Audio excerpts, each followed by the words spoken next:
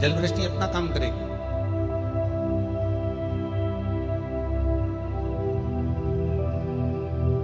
कीचड़ अपना काम करेगा। आप किस भाव से कहां बैठकर किस रूप में भगवान शंकर की अविरल कथा का रसपान करेंगे, ये आपके ऊपर निर्भर करता है।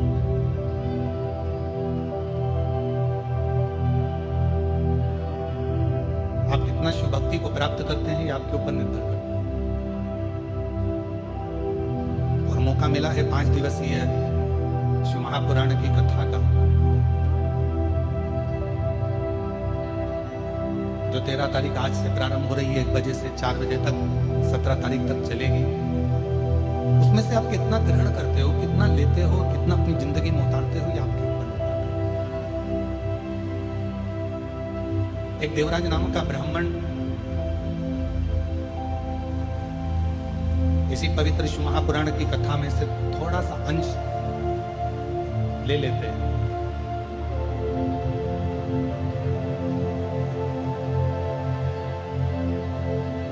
और देवराज नाम का ब्राह्मण जब छोटा था, एक 24,000 श्लोक के इस शिव महापुराण में से एक थोड़ा सा अंश लेकर भगवान शंकर के कैलाश धाम में जाकर निवास कर सकते हैं। तो क्या आप और हम इस पवित्र शिव महापुराण में से कुछ ग्रहण कर कर भगवान शंकर के अपने नहीं बन सकते?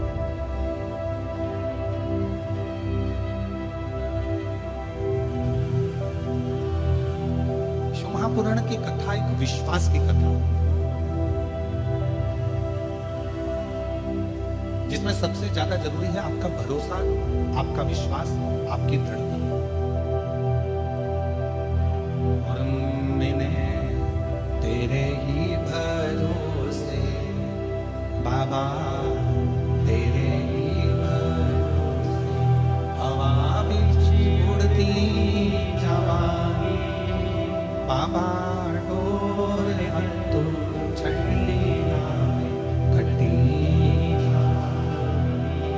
बोले मैं तेरी शंभू, मैं तेरी हवा बिच उड़ती जवानी बाबा, डोर हत्तू छड़ी खट्टी। ये पूरी शिव महापुराण की जितनी कथा है, ये अविरल विश्वास की कथा है।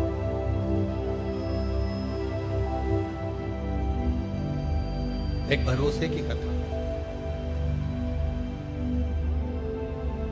5 दिन की कथा में, 5 दिवसीय कथा के अंतर्गत अब आपके हृदय में कितना विश्वास, कितना भरोसा, कितनी दृढ़ता आपके अंदर आती है, ये आप ही जान सकते हैं। और ये निश्चित है, यदि ये 5 दिवसीय शिव महापुराण की कथा आपने हृदय से श्रवण कर ली और जो कामना लेकर आप श्रवण कर रहे हैं, 3 महीने में मेरा देवाधिदेव महादेव आपके भंडार भर ही देता है। ये निश्चित।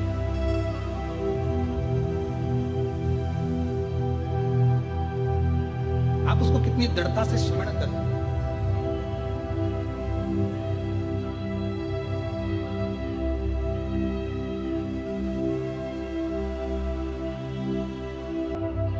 तुलसी बाबा जी ने भगवान शंकर को विश्वास कहा,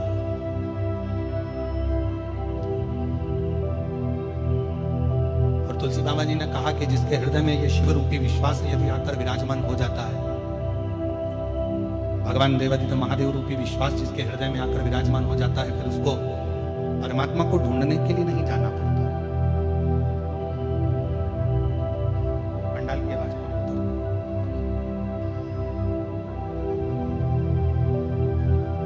जब भगवान देवादिदेव महादेव रूपी विश्वास, भगवान शंकर रूपी भरोसा, भगवान शिव रूपी विश्वास जब हमारे हृदय में आकर विराजमान हो जाता है, तो फिर मनुष्य को परमात्मा को ढूंढने नहीं जाना पड़ता।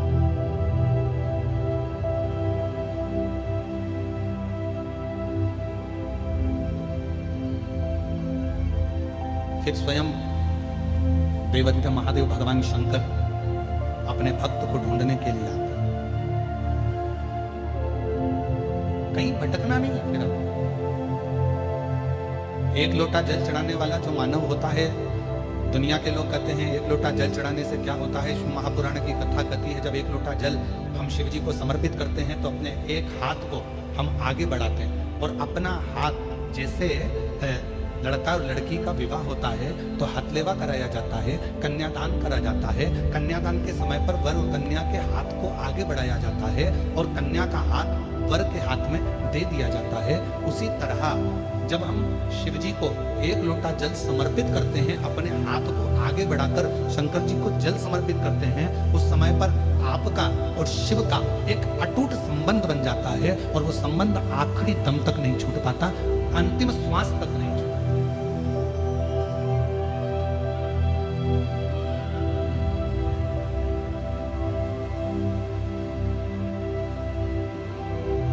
और वो संबंध फिर किसी व्यक्ति या विशेष से नहीं जुड़ा है।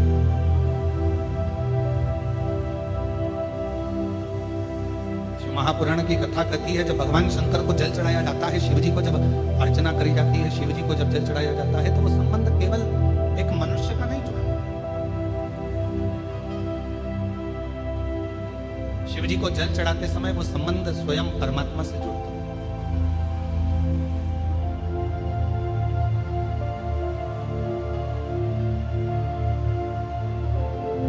कई लोग कहते हैं गुरुजी, क्या नारायण भगवान को भजने वाले को भगवान शंकर को भजना चाहिए? कई लोग कहते हैं भगवान कृष्ण को भजने वाले को क्या भगवान शंकर को भजना चाहिए? कई लोग कहते हैं भगवान शंकर को भजने वाले को क्या नारायण को भजना चाहिए? क्या भगवान कृष्ण को भजना चाहिए? मेरी जीजियों, मेरे जीजाओं, मेरी बेटियों बेटाओं, मेरी माताओं, मेरे भाई, अपनी चित्तवृत्ति में एक बात उतार कर रखिए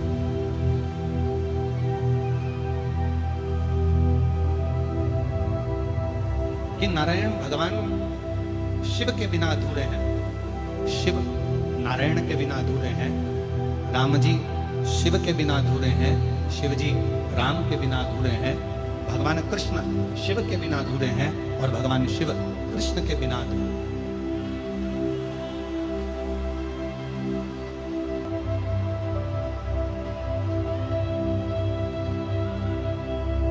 जो शिव को भजने वाला है वो नारायण को अवश्य भजे। और शिव महापुराण की कथा कहती है जो नारायण को भजने वाले हैं, राम राम कहने वाले हैं, कृष्ण कृष्ण कहने वाले हैं, श्रीमन नारायण बोलने वाले हैं, भगवान नारायण का भजन करने वाले हैं, नारायण की स्तुति में डूबने वाले हैं, भगवान नारायण का मंत्र जाप करने वाले हैं, उनको शिव का नाम अवश्य ग्रहण करना चाहिए।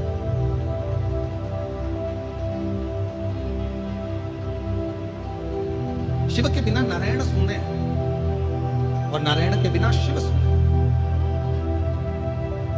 और यहां तक हमारे शास्त्र कहते हैं विष्णु पुराण में, कूर्म पुराण में, ब्रह्म वैवर्त पुराण में, स्कंद पुराण में, लिंग पुराण में, शिव पुराण में यहां तक वर्णन किया गया कि यदि कोई मानव, कोई मनुष्य संसार में जन्म लेने वाला यदि कोई मानव अगर राम और शिव में भेद करते हैं, नारायण और शिव में भेद करते हैं, शिव और नारायण में भेद करते हैं, तो उनको बार बार मृत्यु लोक में जन्म लेना पड़ता है और बार बार 84 लाख योनियां काटना पड़ती है, पर उनकी गति नहीं होती।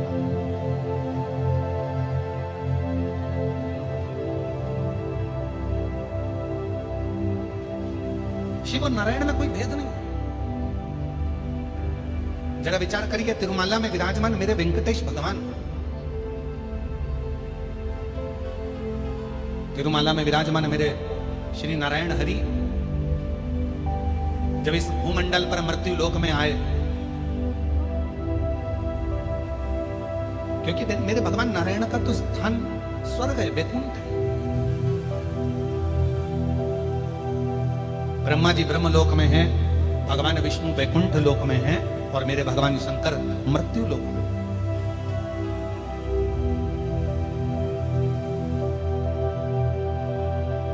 पर जब जिस समय पर भगवान नारायण मृत्यु लोक में आए, पृथ्वी पर भ्रमण करते करते पधारे और पृथ्वी पर आने के बाद में भगवान नारायण को लगा कि इस भूमंडल पर मुझे तप करना है, मुझे साधना करना है। कोई स्थान निश्चित किया है, ऐसा कोई स्थान बताए जिस स्थान पर बैठकर मैं मंत्र जाप कर सकूं, तप कर सकूं, आराधना कर सकूं, साधना कर सकूं। और भगवान नारायण भ्रमण करते करते करते करते भगवान नारायण यहां वहां घूमते घूमते श्री देवर्षि नारद जी के पास पहुंचे। और नारद जी उसी मार्ग से निकल कर जा रहे थे जहां से भगवान वैकुंठ अधिपति भगवान श्री नारायण जा रहे। देवर्षि नारद वहां से निकलते निकलते नारायण श्रीमन नारायण नारायण श्रीमन नारायण श्रीमन नारायण नारायण श्रीमन नारायण लक्ष्मी नारायण सत्यनारायण नारायण हरि नारायण लक्ष्मी नारायण सत्यनारायण नारायण हरि नारायण लक्ष्मी नारायण सत्यनारायण नारायण हरि नारायण श्रीमन नारायण नारायण श्रीमन नारायण श्रीमन सब बोलिए नारायण श्रीमन नारायण। भगवान श्री नारद जी महाराज निकल कर जा रहे थे और जो नारद जी ने भगवान श्री नारायण को देखा, आज तो वैकुंठ अधिपति जो वैकुंठ का निवास करने वाले,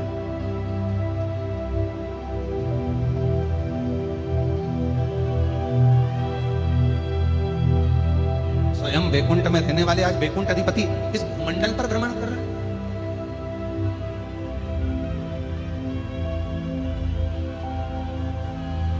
देवर्षि नारद ने हाथ जोड़कर प्रणाम किया, नमन किया। नारायण प्रभु नारायण, नारायण प्रभु श्रीमन नारायण। भगवान विष्णु मुस्कुरा दिए।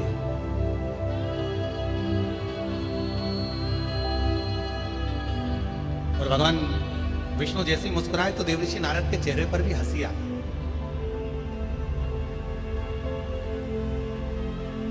शिव महापुराण कहती है कि दुनिया का सबसे बड़ा गिफ्ट है आपके चेहरे की प्रसन्नता। और केवल एक मनुष्य ही है 83,99,999 योनियां काटने के बाद जो ये 84,00,000वें नंबर की योनि जो मनुष्य की मिली है ना, केवल 83,99,999 योनियां, जितनी भी योनियां काटे हो, कोई सी भी ऐसी योनि नहीं है जिसमें तुम मुस्कुराओ हंसो। केवल एक योनि है और वो है मनुष्य की योनि। ये मानव की योनि 84,00,000वें नंबर की योनि ऐसी है, इस योनि में ही मनुष्य केवल मुस्कुरा, केवल एक योनि है।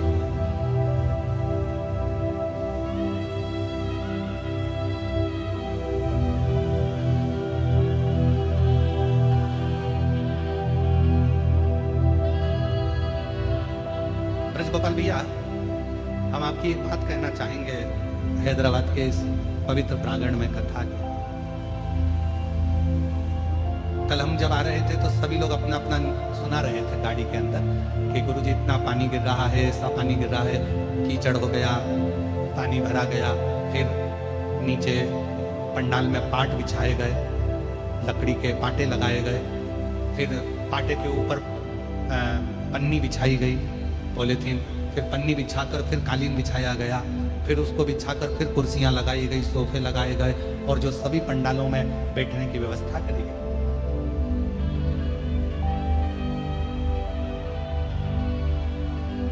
तो फिर हमने सबकी बात सुनते सुनते आखिरी में हमने पूछा कि ये बताओ कि ये सब तो हो रहा था, पर ब्रजगोपाल भैया के चेहरे पर हंसी थी कि नहीं, ये बताओ पहले, मुस्कुराहट थी कि नहीं। तो जितने लोग हमारे पास में बैठे थे वो सब बोले, कहने लगे हमें तो ऐसा लग रहा था कि इनको कोई फर्क ही नहीं पड़ रहा था। इनके चेहरे पर स्माइल थी, प्रसन्नता थी। ऐसा लग रहा था कि कि कथा मैं नहीं करा रहा हूं, कथा तो स्वयं देवाधिदेव महादेव करा रहे हैं, तो मुझे चिंता करने की जरूरत नहीं, मुझे चिंता करने की जरूरत नहीं। तो हम ब्रजगोपाल भैया आपको यह कहना चाहेंगे कि ये शिव की बड़ी कृपा है। जब व्यक्ति के चेहरे पर अगर स्माइल आ जाए ना, मुस्कुराहट आ जाए, तो समझ लेना कि तुम साधारण नहीं हो।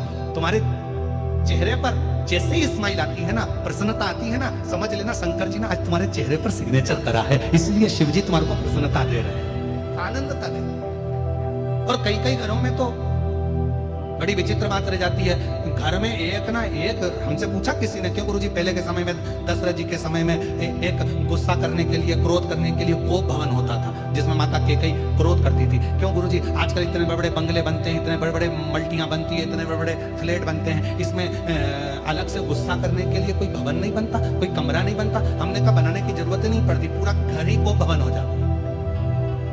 कभी सास इधर उठी रहती है, कभी बहू उधर उठी रहती है।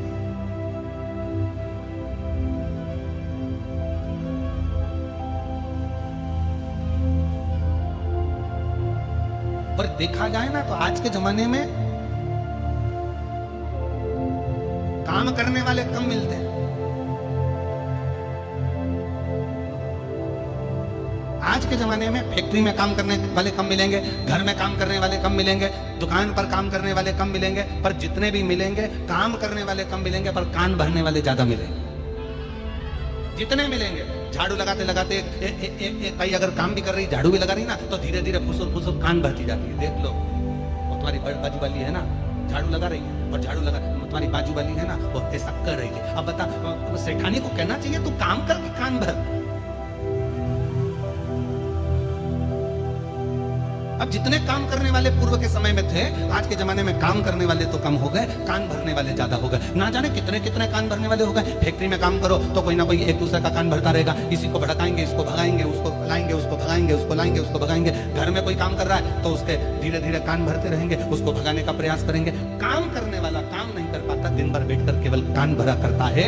शिव महापुराण की कथा में स्वयं शंकर भगवान माता पार्वती जी से कहते हैं, हे पार्वती, चल मैं तुझे अमरनाथ की गुफा में लेकर चलता हूँ। वहां क्या करना पड़ेगा प्रभु? पार्वती जी से शिव जी कहते हैं, वहां पर मैं तेरे कान भरूंगा, पर उन कानों में मैं कोई निंदा नहीं भरूंगा, उन कानों में भगवान का नाम भरूंगा, और अमर कथा तेरे कानों में मैं भर दूंगा। अमर कथा,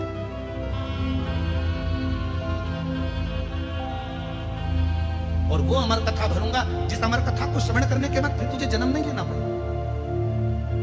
माता सती ने भी अमर कथा सुनने का प्रयास किया। कुंभज बाबा के आश्रम में जाकर, अगस्त ऋषि के आश्रम में पहुंचकर भगवान शंकर सती जी को कथा सुनाने के लिए लेकर गए। माता उमा जब भगवान महेश के साथ में विराजमान हुई, जब माता उमा महेश भगवान के साथ में विराजमान हुई, जिससे महेश्वरी समाज की उत्पत्ति हुई, उस समय पर भी भगवान महेश ने माता उमा को अमर कथा सुनाने का प्रयास किया। माता कात्यायनी को, माता कुचमंडा को, माता स्कंदा को, माँ कालरात्रि को, माता महागौरी को, ऐसा कोई माता का अवतार नहीं हुआ जिसमें भगवान शंकर ने माँ पार्वती जी को जो अन्य रूप में आई उनमें उन्होंने अमर कथा सुनाने का प्रयास नहीं किया। पर आखिरी बिंदु था भगवान शंकर का पार्वती जी को अमर कथा सुनाना, क्योंकि शिव चाहते थे अब यह पार्वती फिर जन्म ना ले, बार बार मृत्यु के काल में ना पड़े, इसको एक बार ऐसी कथा सुना दूं जिसको सुनकर ये अपनी जिंदगी की अमरता प्राप्त करे।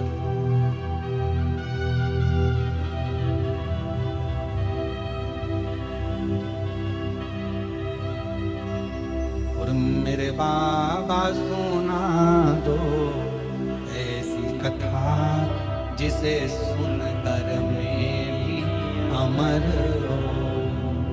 भोलेनाथ सुना दो ऐसी कथा जिसे सुनकर मैं भी अमर हो। जिसे सुनकर मैं भी अमर हो, जिसे सुनकर मैं भी अमर हो।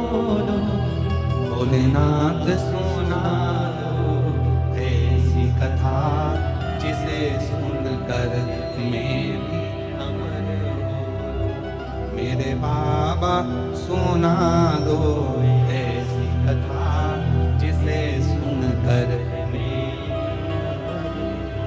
वो कथा मुझे सुना है। पार्वती जी से कहा, चल मैं तुझे कथा श्रवण कराने के लिए लेकर चलता हूं। और भगवान शंकर भगवान मां जगत जननी को अमरनाथ की गुफा में कथा श्रवण कराने के लिए ले गए। सबको हटाया।